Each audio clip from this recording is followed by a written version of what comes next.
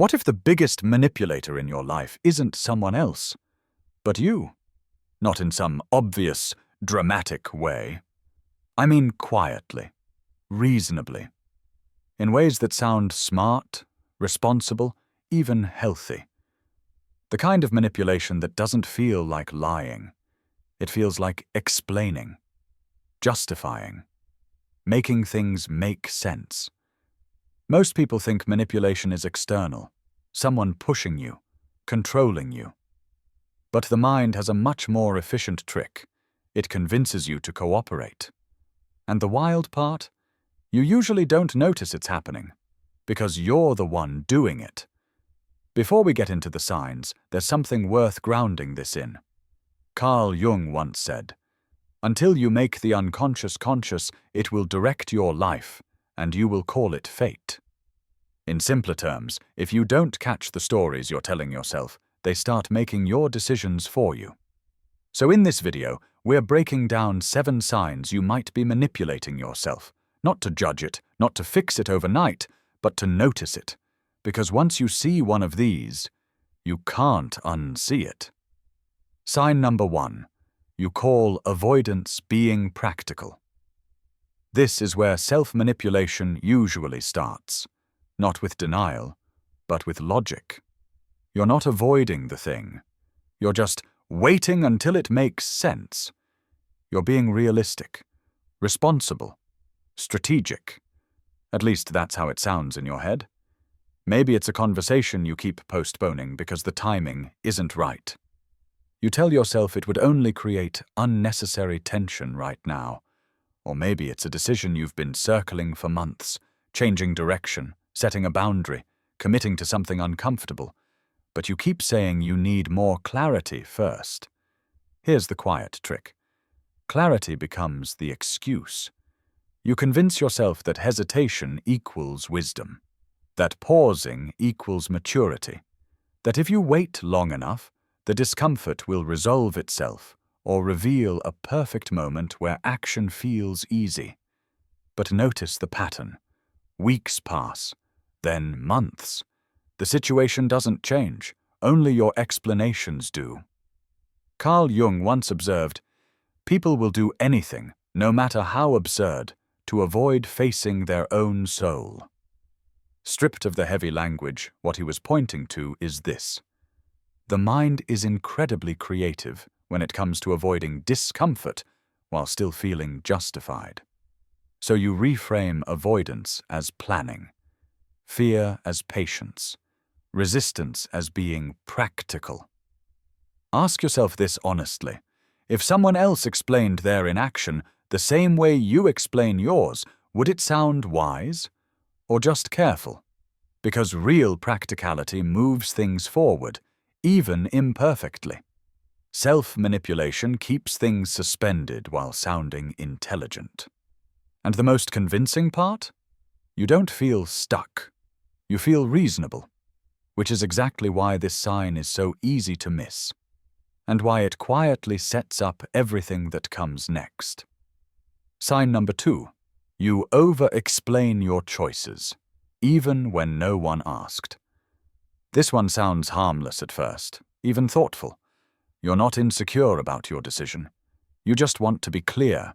You want people to understand where you're coming from. So you explain. Then you explain a little more. Then you add context, background, a few disclaimers, just in case. But here's the tell. The explanation keeps growing. Maybe you decided not to pursue something, and before anyone questions it, you've already built a full defense in your head. You rehearse it. You refine it. You imagine objections and answer them preemptively, even if no one ever raises them. And when someone does ask a simple question, your response turns into a monologue. That's not communication. That's self-protection. Because when a choice feels solid, it usually doesn't need a detailed justification. It stands on its own. You can state it simply and move on. Over-explaining shows up when part of you isn't convinced yet. Carl Jung put it this way. The psyche is a self-regulating system that maintains its equilibrium just as the body does. In plain terms, when something inside feels unstable, the mind works overtime to restore balance, often through rationalization.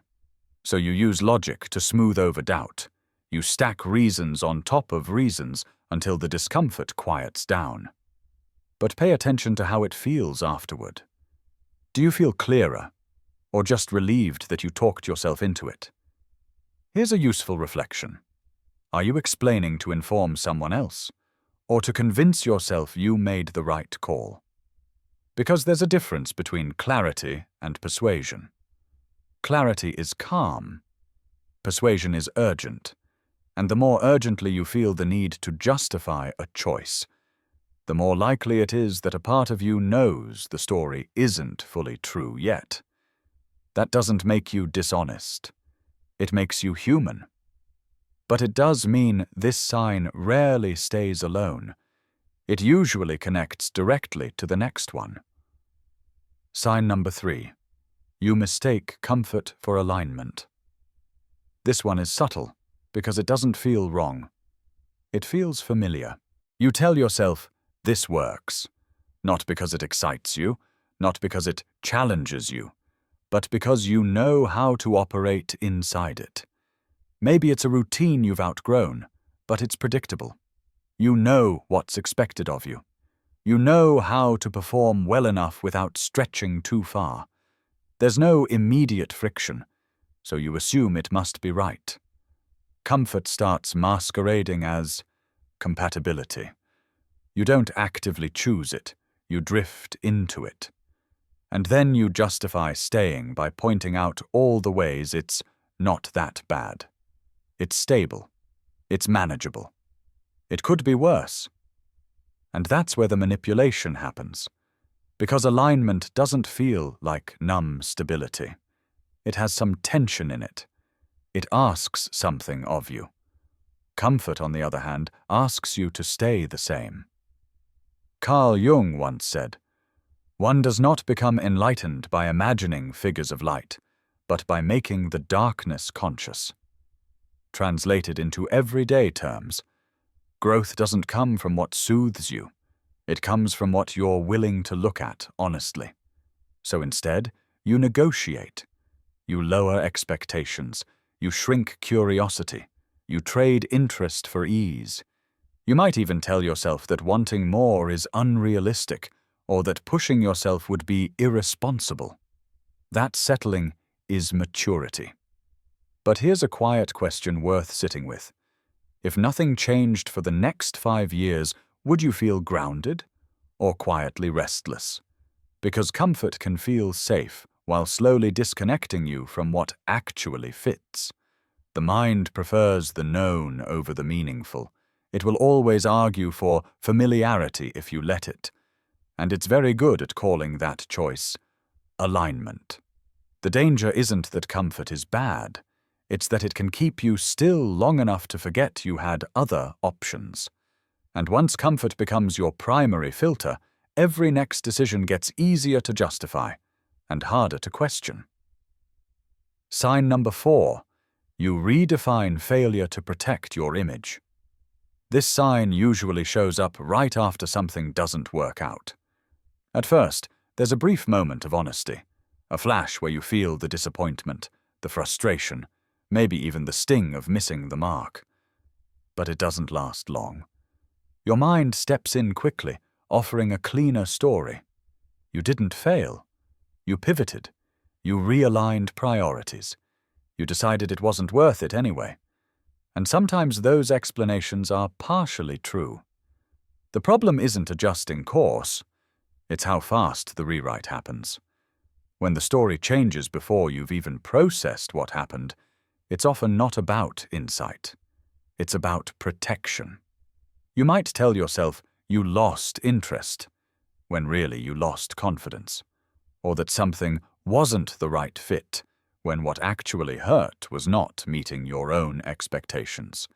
So instead of sitting with that discomfort, you edit the narrative until it no longer threatens how you see yourself. Carl Jung once warned, We cannot change anything unless we accept it. That acceptance doesn't mean punishment or self-criticism. It just means letting the truth exist without immediately softening it. But self-manipulation doesn't like unfinished emotions. It rushes to closure. So you label the outcome in a way that keeps your self-image intact. You sound composed, reasonable, unbothered. And from the outside, it looks like resilience. Internally, though, something gets skipped. Because when failure is renamed too quickly, the lesson doesn't land. The disappointment doesn't fully register. And the same pattern quietly repeats under a different label. Here's a reflective pause worth taking. If no one else knew about the outcome, if there was nothing to explain or justify, what word would you honestly use for it? Failure isn't the enemy. Avoiding it is. And every time you protect your image at the expense of clarity, you trade growth for comfort, without realizing that's what you're doing. Sign number 5. You intellectualize feelings instead of experiencing them. This one is especially convincing because it feels intelligent. Instead of saying, "I'm frustrated," you say, "Well, it makes sense that I feel this way given the circumstances." Instead of admitting you're disappointed, you analyze why disappointment is irrational or unproductive. You turn emotions into concepts, problems to solve, patterns to explain. And again, part of this is useful. Reflection matters. Understanding yourself matters. But there's a point where thinking becomes a detour.